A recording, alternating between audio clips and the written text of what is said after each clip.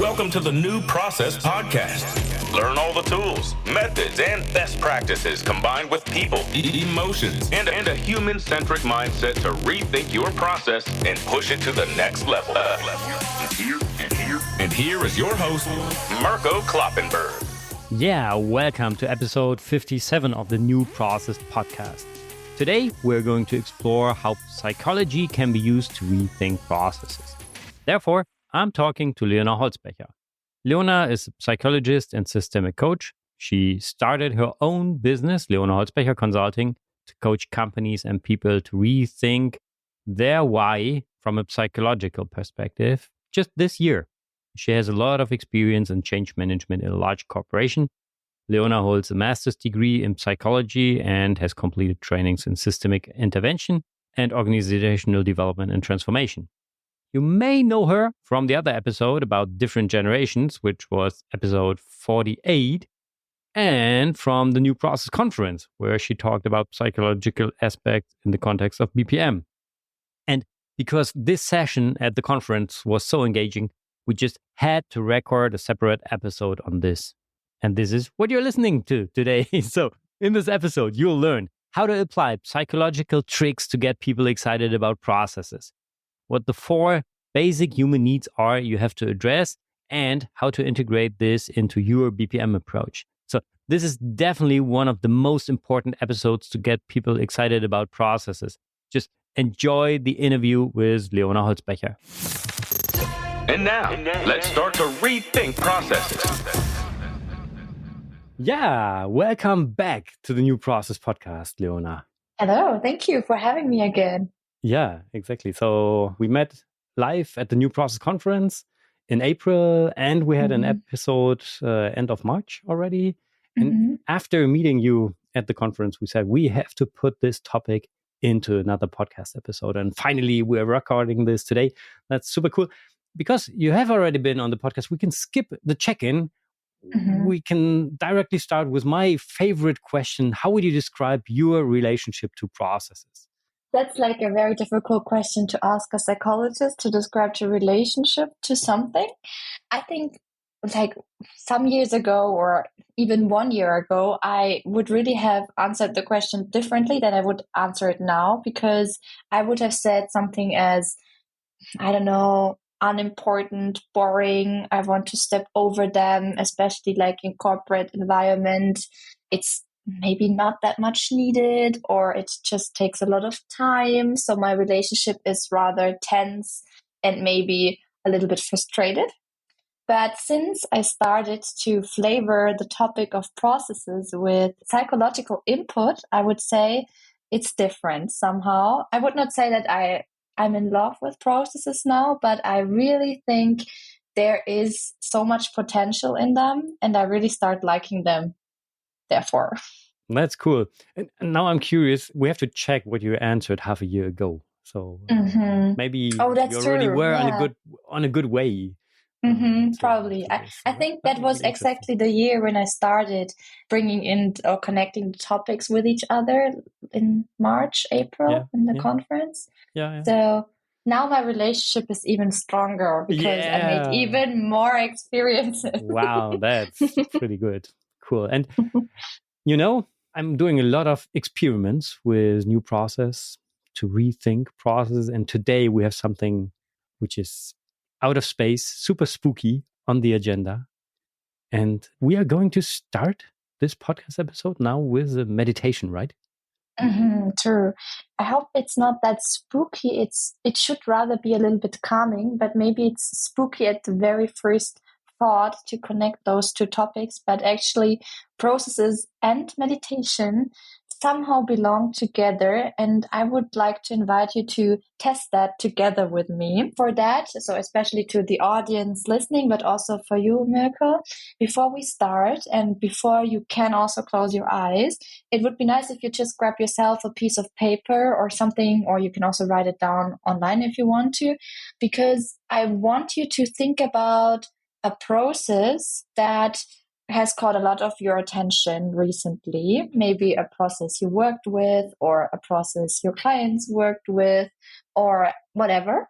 And just think about one process that you think, yeah, actually the last weeks I really was kind of struggling with it or put a lot of energy into it, and write the name down. And to the audience, please also do so and write down on a piece of paper what process is currently in your mind, or especially lately. When you have some, just let me know. I do. You have one? Okay. Yeah. Perfect. Because what we want to do now is we want to meditate on actually exactly this process. So keep that name of the process in mind. And with that, you can just find a comfortable position. If you want, you can also really lay back so that you get relaxed and off your tension. And it's important that you somehow are grounded. So we don't want to fly away in the process space or universe now. We still want to stay grounded. So therefore, it would be amazing if you kind of feel your feet on the ground. And with that, you can close your eyes, but of course you don't have to. It's also totally fine if you just find yourself one spot in front of you that you're kind of staring at, just that you keep your energy a little bit calm. And with that, we can lay back and we can all together take a very deep breath in and then out. So let's do this 3 times. If you want, you can close your eyes. We breathe in together and out. Then for another time, we breathe in together and out. And one last time, we breathe in and out again. Then for the next 2 to 3 minutes, try to focus on your breath, because focusing on our breath really helps us to calm down, to settle a little bit, and to also start feeling our body. So we still continue breathing. Try to calm down our breath. You can still breathe as deep as you want to, but it's more important that you really just let it flow, that with every breath you're taking, you're feeling even more and more relaxed and at ease. You can also just check in with your body shortly. Is there anywhere in your body like tension or any pain that needs to be released? We can do a quick body check from head to toe, so you kind of feel, how is your head and your neck actually feeling right now? Is there any tension that has to be released? And if so, you take another deep breath in and maybe you try to really breathe into that area where you feel the tension, and with every breath it starts to relax. You can check in with your shoulders. How are your shoulders actually feeling today? With your back, your belly, down to your knees and toes. And you feel tension somewhere, just try to focus on that spot of your body and really bring in some relaxation here. And while your body is more and more relaxed, I want you to think back on the process that you have just written down on paper or digital. What is the process about? Just name the name of the process inwardly. Voice it inwardly. And think about what feelings and emotions are coming up when you think about the process. How does it make your body feel? What is probably also changing maybe within your body right now? You can also try to really name the emotion that is coming up. So is it rather frustration? Is it anger? Is it joy? So whatever kind of emotion that is coming up, try to really catch it and name it, that you make it very clear for yourself. And just stay a little bit with the emotion that the process is triggering within you. And then we take another very deep breath in and out. You can also do this together. And with every breath, you let go of your process and the emotion again to come back to the here and now, to the usual environment you are currently in. So we take another deep breath in and out. In as deep as you can and out again. And in and out.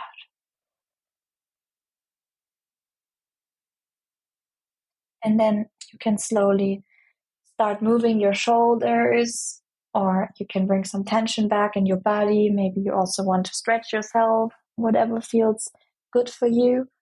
And then you can, if you have closed, you can also slowly open your eyes and just look left and right to come back into the here and now, into your room. And yeah, Mirko, what emotion was coming up for you? Excitement. I mean, you can also share the process if you want, but maybe we want to keep it confidential. What would you guess? What kind of process or what process I was thinking about? Onboarding process, maybe. Or any process related to, I mean, we just talked about like sometimes how difficult it is to get to doctors and get meetings scheduled with doctors. So maybe also the process around that. No? No, it was just the process management. The process life cycle. So my process, the one I'm always working on, thinking about. Actually, I visited a customer about 2 weeks ago, and we had a super deep discussion on this process. So how to bring process management to a higher level. Often it just stops with, we have mapped our processes and that's it. And we realized how important it is to have a structured approach in place to really manage and continuously improve or innovate a process and put all the new process principles into that. So to get the people excited, trust and purpose, transparency, all these were aspects we discussed. And that really excited me, that discussion in a very positive way. So I was energized, and that was what I was just thinking about. Yeah. Oh, nice. So it was a positive emotion that was coming up, like excitement and, totally. And positive energy. Yeah. Okay, definitely. That's nice. So for all the others in the audience who had negative emotions coming up, I mean, that it was not our intention to make you feel bad, right? But I think it's sometimes if there was a negative emotion, then sometimes it's better to know that's maybe negatively related than to not to know it or to have it still existing, but not just talking about it. So I think sometimes, a very typical psychological phrase is you have to get through the fear to get out of the fear. You have to get through the negative emotion first to get out of it. Absolutely. Yeah. Okay, nice. So do you think that processes create feelings then? Yeah, sure. Yeah, not the process model, but even a nice picture of a process can definitely, from my point of view, create feelings, because for me it's an art. And you can look at that picture and discuss it, and the people who created it really made it their baby, and there's always a meaning, even in a process model. But for me, talking about process purpose, for sure, that's highly emotional to think about why do we have this process and what can we give back to the world and so on. So there is a lot of space to put all the emotions into, but a lot of people do not really try it out or are brave enough to talk about emotions. That's what I experience way too often. And yeah, definitely there are feelings involved, unfortunately often ignored.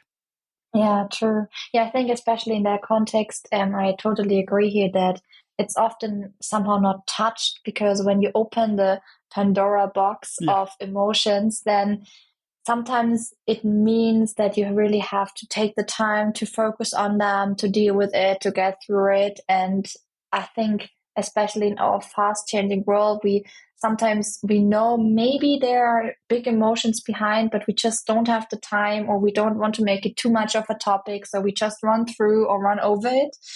But that also means that we are missing, and that's why I really like to talk about the topic. We are also missing the power of emotions in process management, therefore, because when we activate the right emotions, we can be even more productive. We can be even more successful in process management. So it's also kind of a forgotten chance when you don't talk about it, because it also can be positive, or it should be.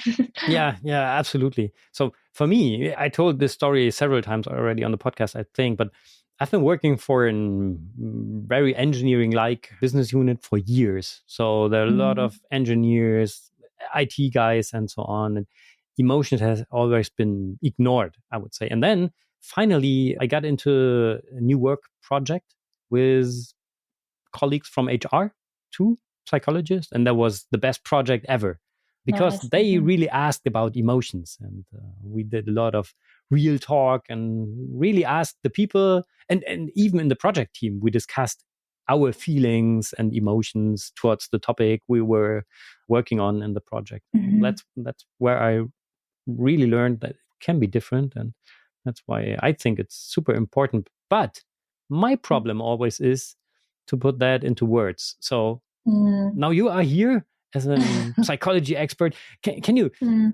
elaborate a bit more on why it is so important from your point of view to include the psychological aspects into process management? You already started, but maybe you can give us some more ideas on that, why it's so important. Sure, yeah. I think the answer is like very simple. It's because behind every process there are humans, right? And if we want processes to be lived, we have to somehow understand the human factors behind it. And of course, understanding that human factor can be a game changer, but I would also say that not understanding it somehow is a limitation for process management. And as we have now also realized with the quick meditation, or also as you shared from your experiences, we know that processes create feelings, and we know that humans have the feelings. So there's so much potential that we can use if we want to use it in understanding how are actually feelings processed within humans. And therefore, I don't know if you have heard of the term neurochange also. So it's kind of a term for change management seen from a more neurological perspective, that you really say, hey, we have a specific functioning brain. It's evolutionary rooted. It's wiring in a specific way, trained from our historic past, right? The tiger in front of us that we have to maybe fight or flight or whatever, freeze for. And this is there. And this is somehow our biggest strength, but also our biggest limitation. And if we adapt neuroscience and slightly knowledge around neuroscience within change management, process management, then we really can trigger change even faster. That's what neurochange kind of means. Yeah. Okay. So I would say you should really try to understand the basics of how our brain is functioning. And that's why I also really love sharing like this, the brain view of how our emotions actually established within our brain and what areas are important for that. I don't know, do you know the key area of where emotions and feelings are kind of created within our brain? No. Because that's something I think, of course, it's not important to know the technical term behind it, but I think it's important to know that there is such an area existing. It's, by the way, called the amygdala. And when you make it or can make it to positively stimulate that, then different brain cells are activated as if you would trigger it negatively, so to say. And depending on how you trigger it, you would, as a human, rather show an approaching or an avoiding behavior to something that you are looking at. And what we, of course, want is approaching behavior, right? Because we want people to do something that they probably would not want to do, but we want to make it so attractive for them that they start approaching it. And that's why we, for example, need positive hormones such as dopamine and so on to really push them there. It's the same thing that's happening when we are just eating food. We like it because this area in the brain is stimulated. So we have to. I know very well. Yeah, we have to make processes even as likely as eating burger. Now I'm in. Absolutely, you got me. By the way, there will be another BPM Stammtisch next week now, where we can have burgers. Where you eat burgers. But how? So what are the tools we can use, or how can we influence these positive emotions, feelings? Yeah, so if you want to really trigger the positive path in our brains, one of the major things you should consider is thinking about our basic human needs. Sometimes when we as humans think about ourselves or getting asked, we always think we are so complex and so deep and there's so much behind it. And actually, this is not so true. I always say humans are so simple. Also, they really don't believe it themselves because there are actually 4 basic needs that we all just want to seek all day long. And this is the main driver into every kind of approaching behavior that we show. Mm-hmm. We always want to get those needs fulfilled. And there is a psychological theory by Grave. We can also link it in the show notes. And he says that the 4 basic needs that we want to get fulfilled is the need of control. That means the control, not that we get control, but that we have the feeling we can control something. So we can impact something. Mm-hmm. It's not just happening to us randomly. We can really make active decisions in why things are happening. So this is a very strong driver for humans, the feeling of control. Mm-hmm. Then the second is the feeling of joy and pleasure. I mean, as we said with eating burgers, we have to make processes as attractive as eating burgers because it's just a lot of pleasure and just a lot of joy to eat burgers. And we're getting high on dopamine when we do that. And that's what we actually want to seek all day long. Mm-hmm. Every time we want to get a good feeling of pleasure and joy. This is what we are striving for, right? When we feel bad, we want to feel better. The waves of life. Then we have the topic of self-enhancement or the need for self-enhancement. This sounds very difficult, but actually it's kind of referring to the very egocentric state of us as humans that we always seek for making our self-worth getting increased. So that we at the end of the day can say, oh my God, today I got so self-enhanced. I got even better. I feel even better. I am the top of the top. So we always seek that. And then last but not least, but very important, is the feeling of attachment. So we want to feel connected. We are social beings. We want to be part of something bigger. And I really think when we can make it somehow that in processes, the need for control, the need for pleasure, the need for attachment, the need for self-enhancement is somehow stronger fulfilled, the process itself, just from an evolutionary brain-rooted perspective, would be so much more attractive, and the brain would then just work for us. So it's not much more that we have to do when we fulfill them, because then we will like them. I just thought about the New Process podcast episode itself. So you can control it as a listener. You can decide, I want to listen to this episode now. Yeah. So I'm in control. Hopefully it's also a bit of pleasure, joy, listening to what stupid things we just have to mention about. The term burger. Exactly. It's some kind of self-enhancement, because afterwards you are much smarter than you were before because you listened to what we talked about. and finally, you can also feel attached to the New Process community. So there are a lot of people out there who are listening to the podcast, who are rethinking processes. So basically, it's just listening to an episode, or? Yeah, Is it that simple? I mean, that's simple. Yeah. I mean, actually, it is, right? So all the things you have mentioned, that would be like great examples for how you can kind of change or make your process even more attractive if you just change those slight things. Because the next question now would be, okay, how can we increase control, the feeling of control in a process, for Exactly. example? Yeah. Yeah. And I mean, something that you mentioned already, like just providing a platform, as in the podcast, where we can stop and have a break from a podcast when we want to have it. This already gives us a lot of control and the feeling of ownership and decision making. So easy. Yeah. And I'm already in this because I thought, so having a process podcast established in your organization, for example, as a platform to share insights, what is going on, entertain the people, provide them with information regarding different processes, for example, so that they can learn something, they belong to that community.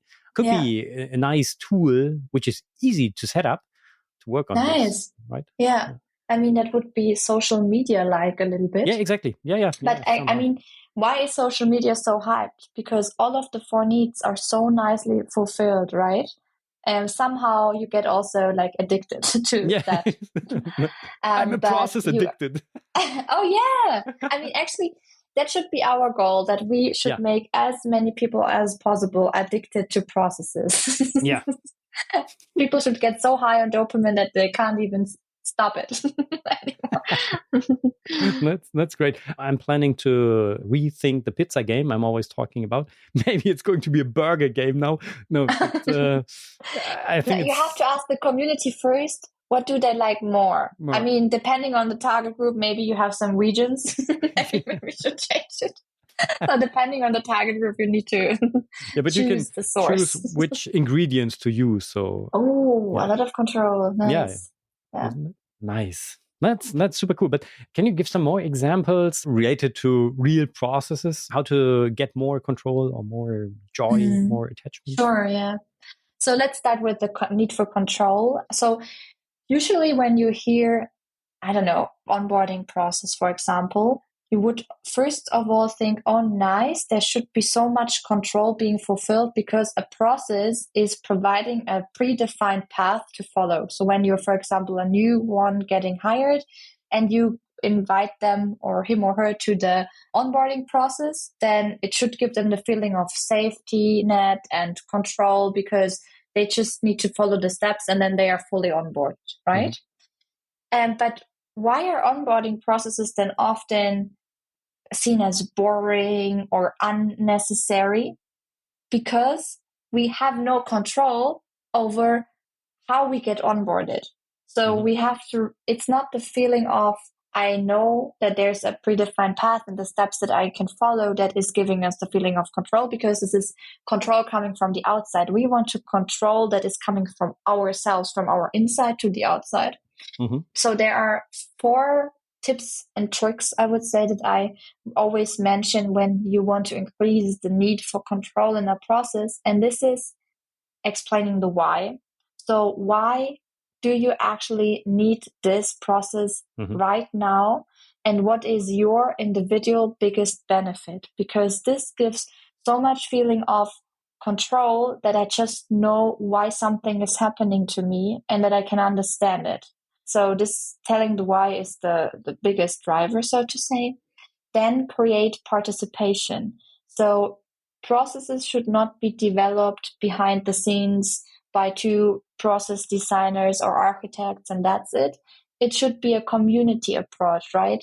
People should have the feeling of, hey, I could influence the process, so it's nice to be part of it already. So create participation. Then engage in feedback loops. Don't just roll out a process and throw it over them and say, here it is, enjoy.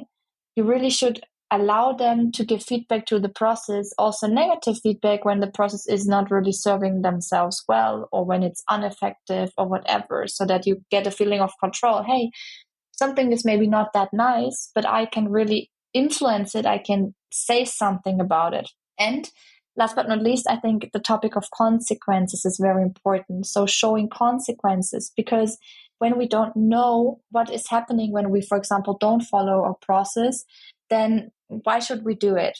So if we know the consequences, we can also impact something for ourselves because we can try to achieve the consequences in a positive way or not. And what I see in organizations pretty often is that, I don't know, the CIO, CEO, or whatever is sending out an email as a pressure element to bring everybody on the process just because it's the head of whatever email. And you really kind of create a lot of fear of, hey, when you don't do the process right now, when the process user numbers are not getting higher, then this and that is negatively happening to you, then the head of does know it already. And this is creating a lot of fear, and fear is creating control loss. And therefore, I also think about what can be positive consequences that you can trigger, because this gives feeling of control, because then I know, oh, if I achieve that, I get something very rewarding and it's actually nice. Yeah, so just the 4 tips and tricks that I think that would fit pretty well. Okay. And for the other human needs, are there more examples? I just love what you just said. It perfectly fits to the new process approach. Parts of it are reflected in the new process principles. So that's super good to know that there is more, which is backing up the ideas, also from a psychological point of view. So, yeah, sure. So let's continue with pleasure or joy, for example. And I think what is mainly important here is to understand that there are different personalities out there, and therefore also different personalities in process users or the target group. And pleasure is different for them, right? For some, pleasure is created by having, and as you said, a very appealing visual at the beginning with nice colors. And for others, this is creating fear. Or they just don't like it, or their brain is not really like depends on the notation you're using. That's true. Depends on if a burger is in it. No, but I think know your process personalities, I would say. This is key. And when you know them, you can really kind of, depending on that, so you can really ask them, what do you need? What is creating pleasure for you? So reflect on your target group. Ask them before or during you are designing the process, hey, what would give you joy or fun? Because everyone has its own definition. So I think that's important. And with that, you also know like your detractors, you know your resistors, you know those who are change agents of the process. So it's also very helpful for yourself to figure out who is the one who really is liking the process, because you can then really focus on that group of people already, because humans are social beings and they always follow others. So if you can activate the first ones, then you get first followers too. So that's key.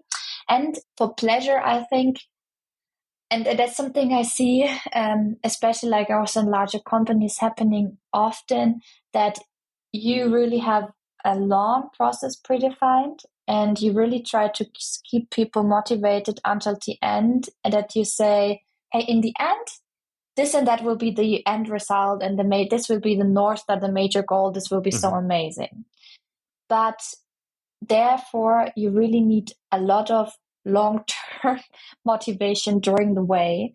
And therefore, I always say, kind of cut your goals into pieces and create quick wins as soon as possible. So, for example, when a new tool is rolled out for a process, for example, really let them feel the positive experiences of the tool as soon as possible. Don't let them do hundreds of trainings, for example, follow one step after another so that they fall asleep during the way, because probably the end goal will be amazing and the tool, when they use it, will be a lot of fun, but you will lose their attention on the way. So enabling quick wins is also a lot of pleasure related, would say. Yeah. Okay. That's Cool. So I think I will need a day or more to re-listen to the interview to work out all the insights and the ideas, which we can then integrate into the new process lifecycle, for example, because that's the idea, that all the things I'm learning here in the interviews, I try to integrate into the process of process management. So which is the new process lifecycle in my world, which is a part of the toolbox I'm using on New Process Pro, and which will have way more content in the future than it has today. But there are these different phases. Yeah, we start with developing process purpose. You already said it's important for the people to be in control, to know the why, to understand why do we have this process, what is it good for, and so on. Second phase is to develop the process strategy. That's more technical, to find out how a process can contribute to the business strategy. Yeah, what do we have to do as a process community to contribute to the business strategy? That's the process strategy then in the end. Then based on this strategy, we're going to design the process in a more creative way. That's where the people come together and they use Post-its on the wall and innovate the process. That's, I think, where you could also ask about feelings, for example, identify the different types of people and where they find pleasure, for example. Then we have the modeling. That's where we put it into a tool, into a notation, everyone understands and so on. Then we implement the process, make sure that everyone is enabled to execute the process. And then we can steer it. And that's basically the big life cycle that we have. And then we have a smaller integrated one where we improve process execution. So where we can find out at the different locations, what can we do to improve our execution here, which still fits to the overall process. And if we have good ideas, we have to make sure that these good ideas from local people get into the overall process design to be rolled out to all the locations. So that's the life cycle. And I don't know, where would you focus on to? Which phase? Where do you think it is most effective to integrate these psychological aspects, or to try to create positive feelings, for example? In which phases? What do you think? Yeah, I think there's probably no right or wrong answer to that question, because definitely you should consider that at an early stage, so in the design phase of your process already, because that would influence how the process is looking like at the end. But I think, and often processes are already rolled out and then they rethink it. And I think that's also totally fine, right? So I really think the most important thing is that you put on your psychological hat at some point. The earlier, the better. But if you maybe did not have the time to do it at an early stage, then also do it later. But the most important thing is that you do it, and that you do it continuously over and over again. So just because you have created pleasure one time doesn't mean that this will be the relief for the rest of the process life, right? So we have to do this again and again. So I think the reinforcement aspect is very important. It's not about fulfilling it once. It's about continuously fulfilling it over a longer period of time. Because, I mean, just because you had one funny day in your life, that would not make your whole life funny, right? Or just because you have eaten one burger doesn't mean that you don't like to have another one. So it's not that simple with us then. So we really want to have the needs fulfilled over and over again. And I think that's what we should also do in process management. So integrate it to every stages, every can somehow do it. So having the psychological head kind of as a horizontal or parallel line below it, just that you don't forget about it. Or when you get off track, you then jump back to the line again, over and over again, I would say, continuously. Do you have an idea for me as an IT technical guy, how to remind myself of thinking about these aspects? Because as long as the process is good enough, everything will be fine. Yeah, that's true. I know it's not that, but yeah, I think how you can really kind of influence this the best is that you take the time to check in with your own feelings. And that sounds probably like for an IT guy very difficult at the beginning, but when you start with yourself, it will be much more easier for you to understand how others are feeling like. So if you just like schedule like 50 minutes meeting in your calendar on a Friday afternoon where you say reflection time for my process, for example, and during that time you really ask yourself the question, what feelings is the process currently creating for myself? So just start with yourself. And of course you are probably in the responsibility hat, so to say, and therefore you maybe have different feelings than the user because there's maybe tension on the topic or whatever, but still this helps you to then from your own feelings jump to the feelings of the users. So I think don't underestimate, like also we did the meditation here at the beginning also as an experiment, but don't underestimate the silent time and the reflection time for yourself, because this helps you to connect with your own inner feelings. And this will also then help you to understand, okay, where can I maybe tweak the process a little bit? Because when you are feeling frustrated and you are the one who should bring it to others, how should others then feel positive about it? So it always starts with yourself.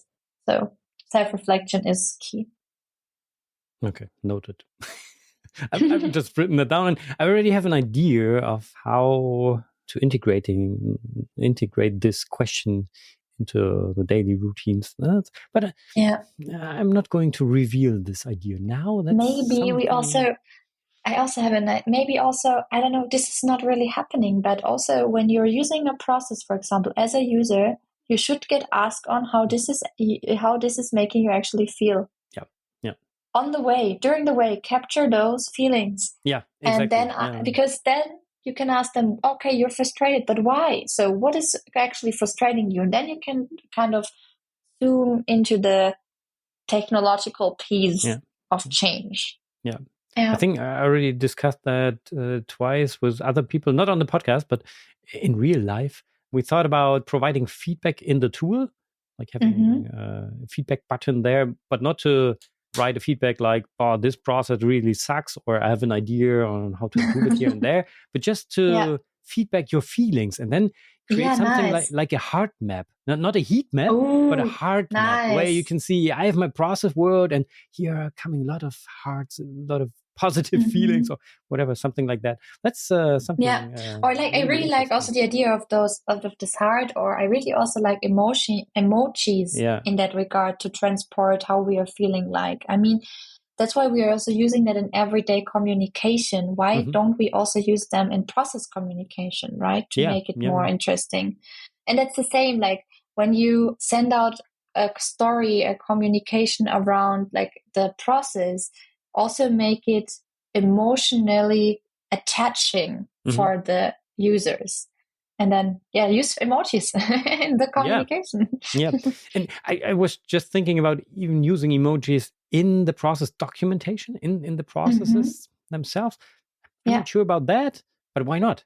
Put some emotions. Yeah, maybe we should only use the emojis that are clear for everyone. I don't know, when I'm sometimes chatting with my mom, I sometimes am like, come on, I really don't know if you mean what you mean just by using that emoji. So we need a emoji translation. A glossary. Vicky, the glossary.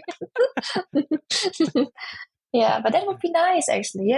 Everything that catches our attention and is somehow activating any approaching path in our brain cells, this is already a success. Absolutely. I already thought about interviewing a copywriter to get some tips and tricks on how to write good process descriptions. So beyond the model itself, when we're talking about specific activities, how to get that written in a style which really attracts the people. So that's still on my list. So let's see who we can get on the podcast to talk about copywriting and to sell your process story. That's something I still have on my list. That's cool. So you already mentioned a lot of cool ideas, but I always ask this question. So what are your 3 top recommendations to get to a more human-centric BPM approach and to inspire people for processes? Yeah. So I think start with yourself and analyze your own feelings you are having during your daily work for the process and all the process environment that is created. And if you have that somehow captured for yourself, ask the target group. Then don't forget that humans are structured very simple and that your main goal should be to fulfill at least a few of the basic needs. So say the needs of control, pleasure, self-enhancement, and attachment as a mantra, so to say, for yourself. And of course, you cannot maybe fulfill all of them at once, but if you just can somehow make it to at least tweak 2 of them or 1 of them, this will already create so much dopamine, I would say. And then, last but not least, do not underestimate the power of soft factors in process management, because behind every process there are humans, and understanding them is our biggest goal and also if we don't do it, our biggest limitation. So in the end, the best process belongs to humans, and therefore we need to understand how they are working. So get a psychologist on board. So I really am I'm a really big fan of diversity here too. Like the power of different professions. So this would be so amazing really to work with different perspectives on those topics. So also those who are creating it, don't just think that if you have the best process architect in the boat, then it will be perfectly rolled out.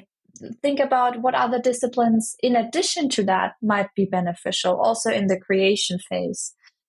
Yeah. That's cool. Wow. Thank you for these recommendations. So I think with regards to the time, we should come to an end. So if our listeners would like to learn more about your work, get in touch with you, how can they do this? Yeah, so I always love the conversations on LinkedIn. So there I'm very active. So they can reach out to me on LinkedIn anytime. And I think we can also post my email in the show notes maybe. So then you can also reach me there. Yeah, I think then LinkedIn is the place to be, the place to go. And I'm very happy to just also exchange around those topics, right? That would be very nice. Yeah, that's cool. And we're going to offer a deep dive session, right? So on New Process Pro, that's what we are planning. I think in the recap, I can give you the date or at least an idea on how to find out when this deep dive session will take place.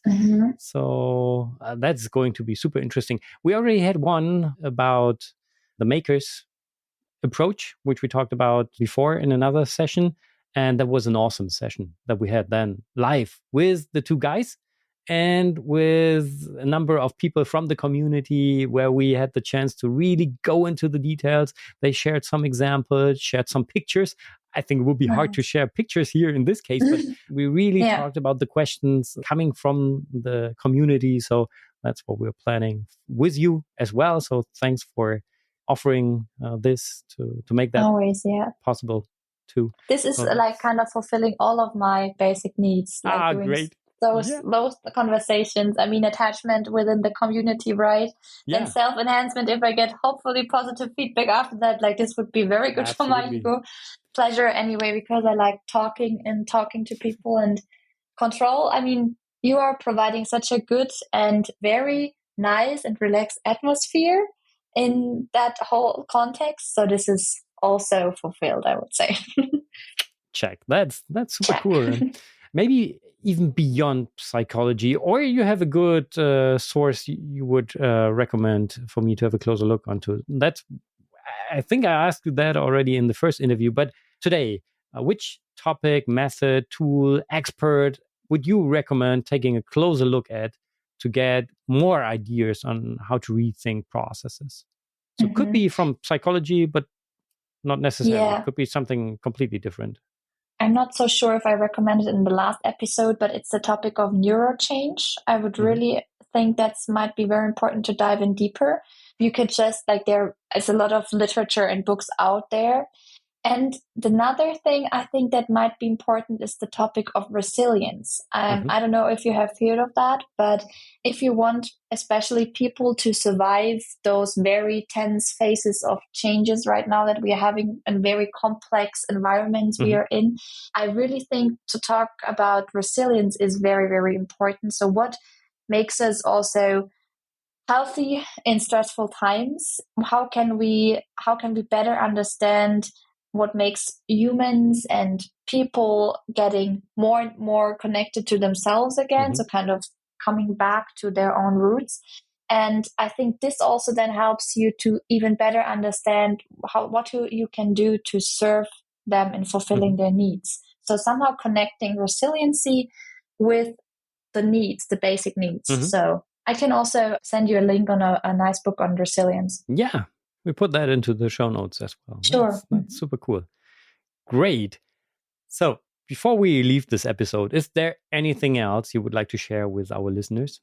Maybe one quote that I really like. It's this sentence. It says, "Change before we have to," or "Change before you have to." So I think maybe right now for some, this soft side of process management will feel a little bit unfamiliar or weird, or maybe I don't really know how should I really connect those two topics with each other. But I truly believe that also with the fast changing technology, that those topics will become even more and more important. That's what we also see, like from trends in companies, from, hey, we need to go back to like from home office to events again to get more and more connected and attached. So somehow we are always seeking those 4 basic needs. So you should not underestimate it. So if you start thinking about it right now, you will be for the change that will come in the future. So change before you have to. Yeah, absolutely. Wow. Super cool.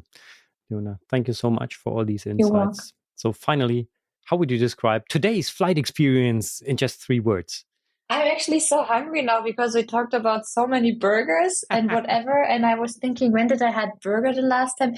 So maybe, I don't know. I mean, you're in Hamburg, I'm in Nuremberg. It's far away from each other, but we should somehow make it to eat burger together. That's a very good idea. Yeah, absolutely. And I'm hungry, so I have to eat something now. So this is also very interesting. My brain is like just seeking for that. Perfect. Wow. Yeah, Leona. So next date is coming up. We're going to have burgers. I'm already looking forward to that. Maybe before we're going to have the deep dive session on New Process Pro. And I'm already looking forward to more interactions with you. So thank you so much for being my guest today. Have a great day and enjoy your meal. Thank you. Bye-bye. Bye-bye. Let's recap today's New Process inspiration. Yeah, that's exactly what I have in mind when thinking about New Process. For me, Leona shared so many inspiring ideas, but most important, we should think about creating processes as a positive experience, like creating positive feelings. So something I personally had to learn the hard way, I'd say, but yeah. So to create positive feelings on dopamine, we have to consider 4 basic human needs. The first one is control. Yeah, the possibility to be in control of what is going on, or at least to have the feeling to be in control and to create an impact. Second one is joy or pleasure, to enjoy what you're doing and to have a pleasure while executing a process, for example. The third one she named is self-enhancement, to offer the possibility to get better, to learn, and to develop oneself, like self-enhancement. And the fourth one is attachment, feeling connected to other people, being part of a community. And I think that we covered this already quite good with the New Process approach. So as example, for control, she named to work out the why, to explain the benefit. And this is exactly what I'm fighting for with the New Process principle, to give meaning to processes and what we are doing when we develop process purpose. And then she mentioned that's important to create participation. And that's why we have the new process principle to involve the people working in the process into the work on the process. So involve the people, invite them to participate, create transparency. And she also named feedback loops. Yeah, that's also part of involving the people. Ask them for feedback, to comment on something, like with the process influencer approach. Yeah, creating transparency and let the people follow what is going on. Let them comment, let them participate. Another example for joy or pleasure, and that's so essential for me. Yeah, as soon as something isn't fun anymore for me, I'd always start thinking about stopping it. And that's why I constantly try to make work as much fun as possible. Yeah, like creating inspiring experiences. So people have to truly experience process in a positive way, like with the pizza game. Yeah. But as Leona said, it is important to reflect also on the target group. So on your process community, because not everybody has the same approach to what is creating joy. Yeah. It really makes sense to involve the people, to ask them what creates fun for them, what creates pleasure. So this can definitely be integrated into the design phase, for example. Then regarding self-enhancement, we have the new process principle to foster the development of the people in the process. Yeah, that's so important to me, to not just send out an email, here comes the new process, just go for it. Think about how you can enable, how you can empower the people to be able to execute the process. And if you're doing that in a fun way, like with gamification, that's super cool. And then finally, regarding attachment or feeling connected, I'm talking a lot about building your process community. So that's what you really have to understand, that the people working in your process, these people are your process community, which you have to build. You know, like thinking like an influencer, build your followership, your community, create transparency, invite the people to participate. And I really love this example of setting up a process podcast or a video cast to let the people look into what is going on. Or you can even invite the people to be guests in your podcast and talk with them about their experiences and their feelings, for example. So if you want to learn more about building your process community, I recommend listening to episode 10 of the New Process podcast. So quite an old episode, but still a good one, with Mika Leinonen. He's an expert on community building, and this episode is one of the ones I refer the most. So episode 10, just to go there, you can go to newprocesslab.com/episode 10, or just look it up in your favorite podcast player, episode 10. So a lot of these elements are already part of the new process approach, and I will definitely work on integrating these elements even more into the new process lifecycle, especially into the design phase. But I also like the idea of seeing the psychological aspects like a horizontal line in parallel to the new process lifecycle. So constantly check in from the psychological perspective, not just at the beginning. Yeah. And I already have an idea for a nice reminder. So stay tuned. I'll share that as soon as it's available. So if you are interested to learn more about this topic and to meet Leona in a live session, then just join our deep dive session on New Process Pro. The deep dive session will take place on November 29th. To sign up for free, just go to newprocesslab.com/Leona. Maybe you'll have to sign up for New Process Pro first, but that's the link you can use to get directly to the deep dive session, to sign up, get all the details, and then meet Leona online. For one of the next episodes, I'd love to talk to a copywriter to find out how to create inspiring process descriptions, so detailed descriptions of the activities. If you know one and you can do an introduction, I'd really appreciate this. In the next episode, we'll deep dive into another exciting psychological topic, so stay curious. But for now, thank you very much for listening. Have a fantastic day. Bye-bye und auf Wiedersehen. You've been listening to the New Process Podcast. Make sure to subscribe so you don't miss the next episode for more tools, methods, and best practices to rethink your process and push it to the next level. Thank you for listening. Before you leave, in the meantime, the idea which came up during the podcast on how to remind myself to think about feelings became reality. We have integrated the question, how does this process make you feel, as a reminder into the New Process Calendar 2025. And now you have the chance to win one of those limited calendars. We are raffling off the calendar as a thank you to all participants of the New Process survey, which is running right now until end of November 2024. It's my yearly survey to identify the top BPM topics for the upcoming year. So I'd love to learn more about your current challenges. And as a thank you, you can win a New Process calendar. Isn't that cool? To participate in the survey, just go to newprocesslab.com/survey. Thank you very much. Have a fantastic day. Bye-bye.